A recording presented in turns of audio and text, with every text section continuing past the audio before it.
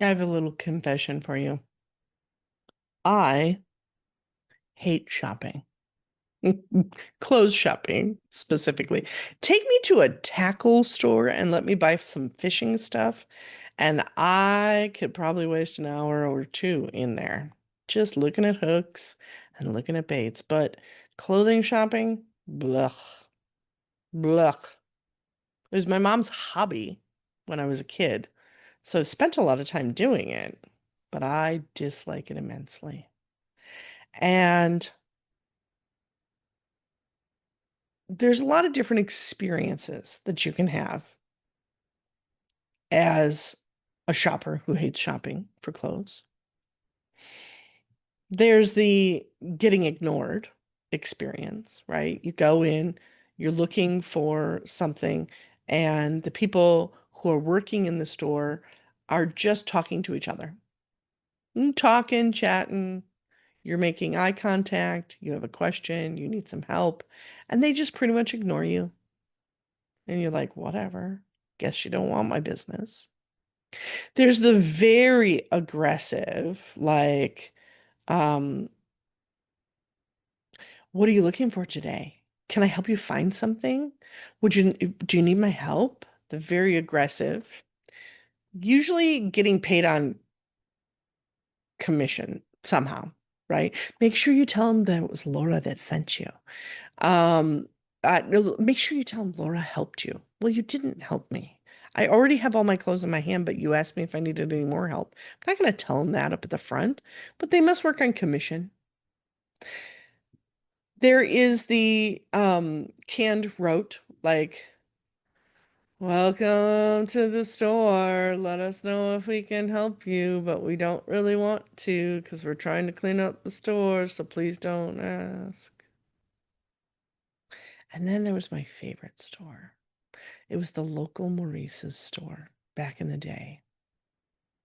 I would go in there, and it was usually the same two or three people. They had a great staff. They didn't have much turnover at that point. And I'd walk in, and they knew who I was. And I'm kind of a smart, casual kind of gal as far as dressing, so Maurice's was perfect for that. And I go in, and they'd say, "Hey, Laura, what are you looking for today?" Because they knew I wasn't somebody who just came in and wanted to look at all the racks. I came in with a purpose. And I'd say, "Yep, I got this thing. I got this speaking gig coming up. I don't want to wear a jacket. I want to look professional, but I still want to feel very much like me." Awesome. And so they'd show me a few different things. And they'd even show me some stuff that I was like, I don't think so. And she'd say, "Ugh, do me a favor. Try it on just for me." Okay. One time it was a dress. It was this little short dress that I would have to wear like leggings underneath. And she was like, "Try it on just for me." I'm not gonna wear a dress. I hate dresses. I'm not so much about the dresses. And I put it on, and it was the cutest thing I'd ever seen on me. It fit my body, it fit my style. And I was like, well, you did it again. And I bought that dress. And I wore that dress, and it was adorable. Got tons of compliments. People hate to be sold, but they love to buy. Have you heard that before? It was certainly true in my case. I don't want that super aggressive kind of sales. I don't want the lazy kind of sales. I want somebody who's actually there to help me. And if you are actually there to help me do this thing that I don't really want to do, I will pay you money for it. I didn't look at the price tag of the dress. I was like, yeah, it's coming home. It's cute. You're right. She knew my body, me, better than I did. You, my friend, as a small business owner and as a coach, part of your job and a big part of your job is sales. How do you feel about that? Do you love it or does it give you the ick? Does your stomach get a little queasy or your nervous system start making you anxious when you know you're entering into a sales or discovery call? Are you keeping your prices low because although you have this inkling that maybe you could raise them. Oh, I don't know. I don't know. Would people buy them then? I don't know. This is step number 6 of our How to Build a Coaching Business, and it is selling with compassion and power. Those, in my opinion, are the 2 keys to really selling your coaching business is compassion and power. When I would go into those other places where they were like, oh, make sure you tell them Laura sent you. Oh, working on commission. They were about the Benjamins. They were about the money. It didn't make me as a client feel good. I get that as a coach, you need to be about the money. You're in it to earn income, at least the coaches that I work with. For some, that might not be true, but for the coaches I work with, they want to make money. And yet we can't be in it for the money. It comes off weird. That's where the compassion comes in. Have you ever not done follow-ups because what's the story, right? I don't want to seem too pushy. I don't want to make them feel like a high sale. I don't, what will they think? Well, you got a story about it. But maybe, like me, you need to stop calling them follow-ups and start deciding who you're going to offer help to this week. Oh, I'm going to reconnect with Charlie and I'll see if I can help Charlie this week. See what's going on with him, what help he might need. Let's connect with Charlie. That's also a follow-up. But by reframing it and making it compassionate, let's see what's going on with him. Let's see if I can offer him some help this week. I know based on our last conversation, there are some ways I could help him. Let's see if he's ready for those. It doesn't feel icky. Now, it's compassion and power. And here's where the power comes in. There's some of you who are not charging what you're worth. Are are you are you charging what you're worth right now? Because not all coaches do. Are you not going after what it is that you want? Are you holding back? See, that doesn't come from a place of power. That's all hinting at a place of fear.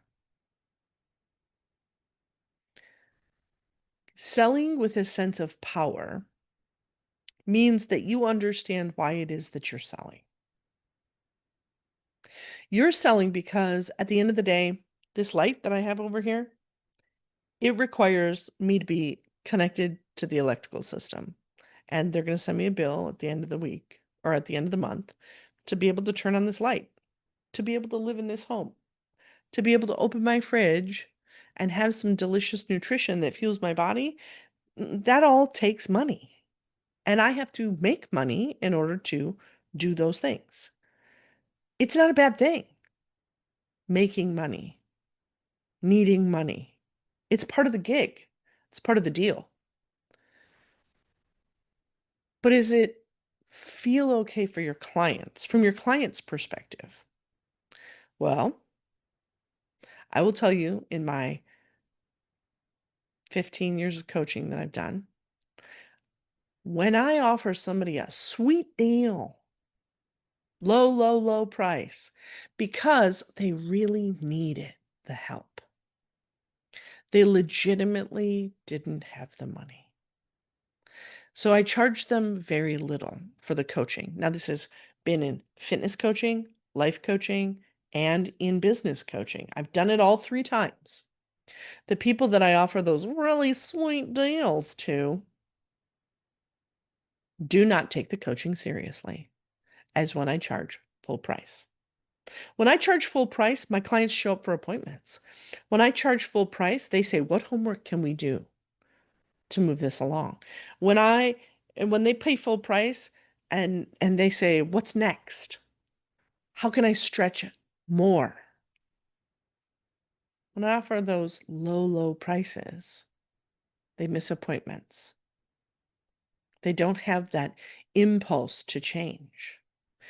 Money creates a perceived value of your coaching. Is it the value of your coaching? Absolutely not. But it creates a perceived value. Selling from a place of power means that you're going to take responsibility for your coaching, for what you charge, that you're going to provide those services in a full way. Because also underselling yourself, you're not going to show up as effectively and as powerfully. It also creates a perception of power for your client. You have the solution and they need to throw into it. From a coaching perspective, you understand the answers and the change comes within them. But if they could access that on their own, they probably would have sometime in the last decade. They haven't. They need you. They need you and to hold them responsible, to provide them solutions, to talk with them, to help them trust themselves again. They need you. And you need to turn on your lights, need to feed your body.